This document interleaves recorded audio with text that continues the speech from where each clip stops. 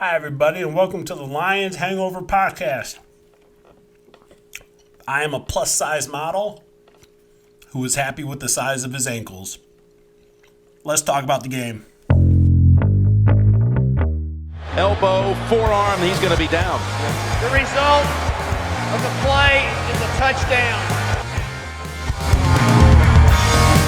And then the flag that was thrown on this was picked up.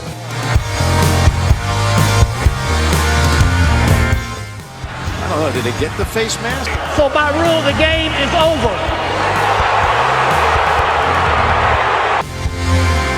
The Lions Hangover.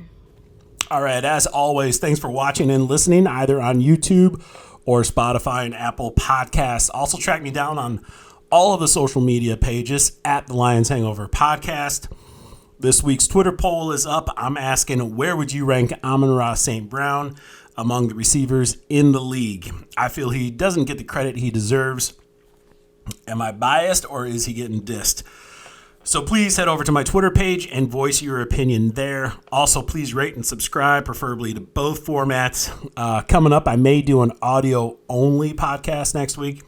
I'm going to be out of town and away from the studio, so I'm going over my options right now as far as getting a show out. So, yeah. Also, I got to apologize for last week because I was trying something with the mic and it did not work well. That's not going to happen this week because I'm going to be right up on this mofo. So now that the business is taken care of, let's break down this week's game. All right, so this week the Lions start on offense, which I hate. And if you're not sure why I hate it, go back and listen to the other episodes because it's just, I can't just keep beating this drum. But anyways, the Lions, they start off strong for a little bit. The first half, they look like an actual NFL team. They look like a Super Bowl contender, might I say, for that first half of the game. Jamal Williams gets the first touchdown with a short run into the end zone.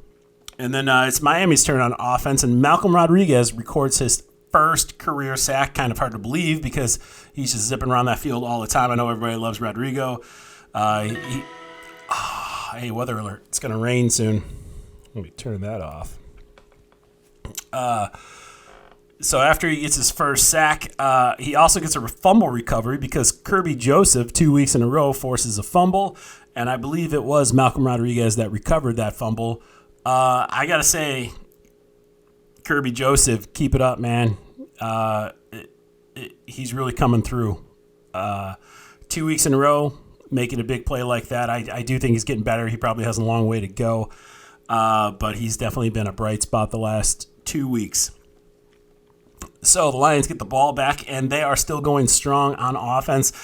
A key big play by Hockenson, a 52-yard reception, puts them in scoring position, and they finish the drive with the DeAndre Swift touchdown reception from Jared Goff. This is the first time this year the Lions have scored points off of a turnover. Kind of hard to believe, but they also haven't had that many turnovers this year.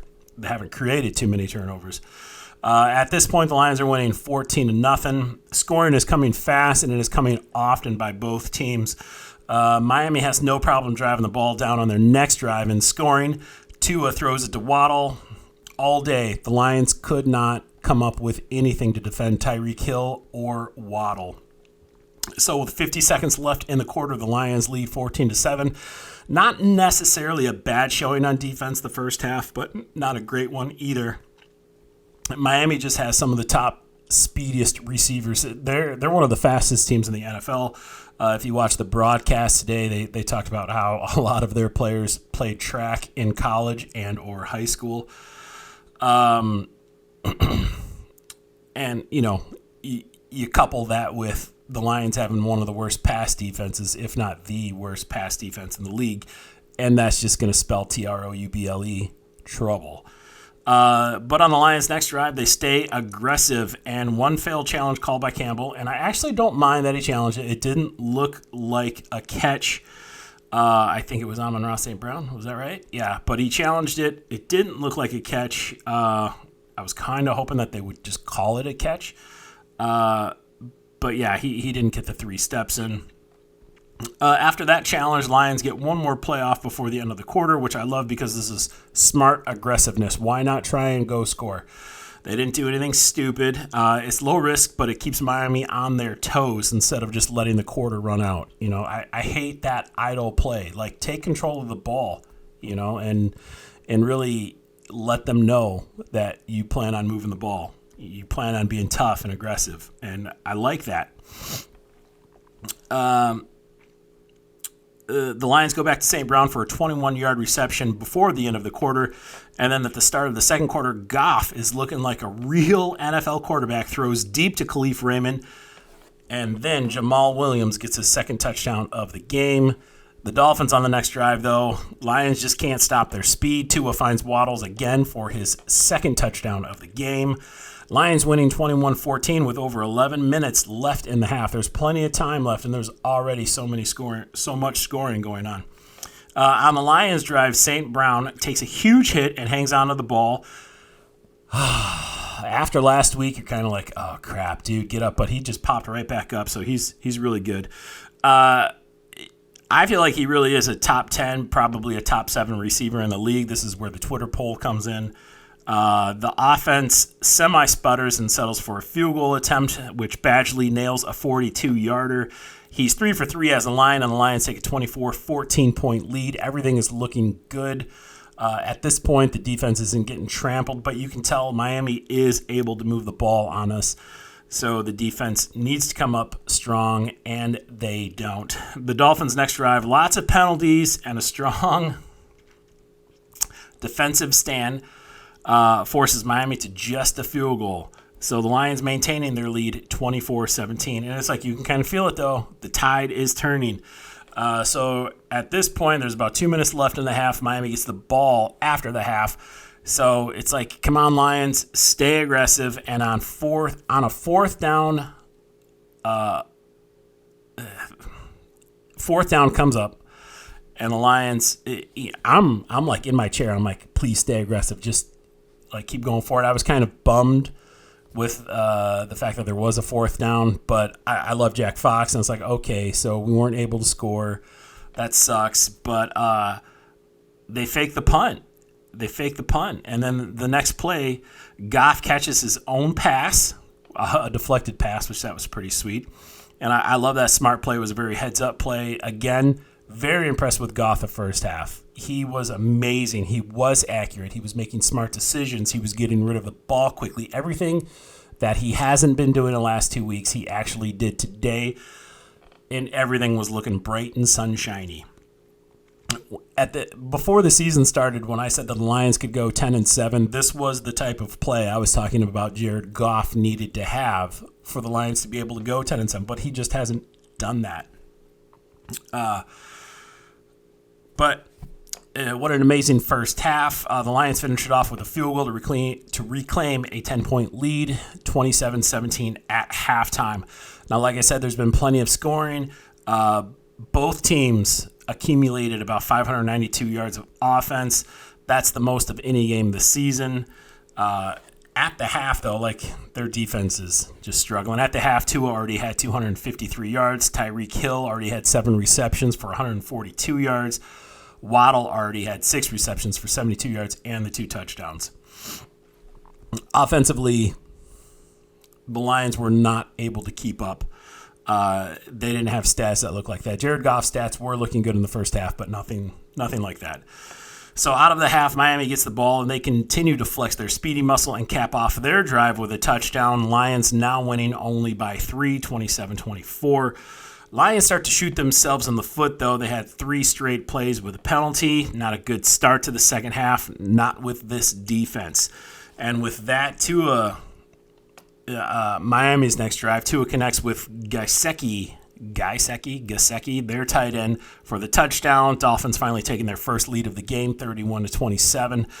That's the score at the end of the third quarter. There should have been a penalty on Miami when Goff was sliding. I felt like there was a late hit. He clearly already declared that he was sliding. He was already in motion, and it wasn't a hard hit. Like, Goff was completely fine. However, it was a late hit. I mean, and that's the penalty. And as much as the league protects the quarterbacks in the league all the way around the league. They didn't protect Jared Goff today, and I feel like not because I was worried about Goff getting injured or anything like that, but you got to send a message to the defenses around the league like, look, even though this one isn't that serious, we can't have you doing that and risking it. So I would have preferred a penalty on that one. Maybe I'm the only one on that.